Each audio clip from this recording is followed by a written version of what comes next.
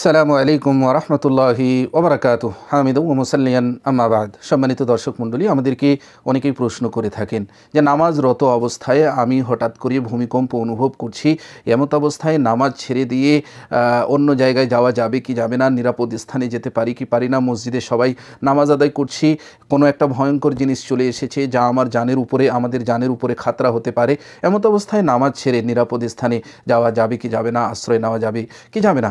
প্রিয় দিনী ভাইরা, এ সম্পর্কে আমি নিজে থেকে উত্তর না দিয়ে প্রথমে কোরআনুল কারীমের একটি আয়াতের অংশ এবং হাদিস থেকে আমরা কিছু শুনবো, তারপরে এই বিষয়ে উত্তর দেওয়ার চেষ্টা করব। প্রিয় দিনী ভাইরা, আল্লাহ রাব্বুল আলামিন সূরাতুল বাকারা সূরা নম্বর 2 আয়াত নম্বর 195 এর এক অংশে বলছেন, লা তুলকু বিআইদিকুম ইলা তাহলুকা, তোমরা নিজেদেরকে ধ্বংসের দিকে ঠেলে দিও না। ঠিক তেমনিভাবে সুনান নবী দাউদ হাদিস নম্বর 921 মহানবী সাল্লাল্লাহু আলাইহি ওয়াসাল্লাম বলেছেন, এই হাদিসের বর্ণনাকারী হচ্ছে আবু হুরায়রা রাদিয়াল্লাহু আনহু। উনি বলছেন, রাসূলুল্লাহ সাল্লাল্লাহু আলাইহি ওয়াসাল্লাম বলেছেন, উকতুলুল আসওয়াদাইন ফিস সালাহ আল হাইয়া ওয়াল আকরাব।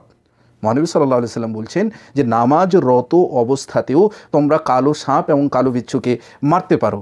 এই আয়াতের অংশ ও হাদিসকে কেন্দ্র করে একথা বলা যেতে পারে, যদি কোনো ব্যক্তি বা কিছু লোক নামাজরত অবস্থায় ভূমিকম্প অনুভব করে অথবা কোনো ভয়ঙ্কর জিনিস চলে এসেছে যা জানের উপরে খাতরা হবে, আতঙ্কময় জিনিস চলে এসেছে যা জানের উপরে খাতরা হতে পারে, যা জানের জন্য নিরাপদ নয়, এমত অবস্থায় নামাজ ছেড়ে দিয়ে অন্য জায়গায় নিরাপদ স্থানে আশ্রয় নেওয়া যেতে পারে।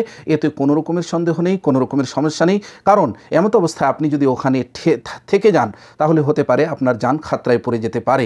এমত অবস্থায় আপনি ওখান থেকে নিরাপদ স্থানে চলে যেতে পারেন, এর মধ্যে কোনো রকমের সন্দেহ নেই। তবে হ্যাঁ, আপনি জিজ্ঞাসা করতে পারেন যে নামাজ আমরা ছেড়ে চলে গেছি, এখন আবার যখন ভূমিকম্প শেষ হয়ে গেল বা নিরাপদ স্থানে আমরা চলে গেছি, এমত অবস্থায় আমরা কোথা থেকে নামাজ শুরু করব?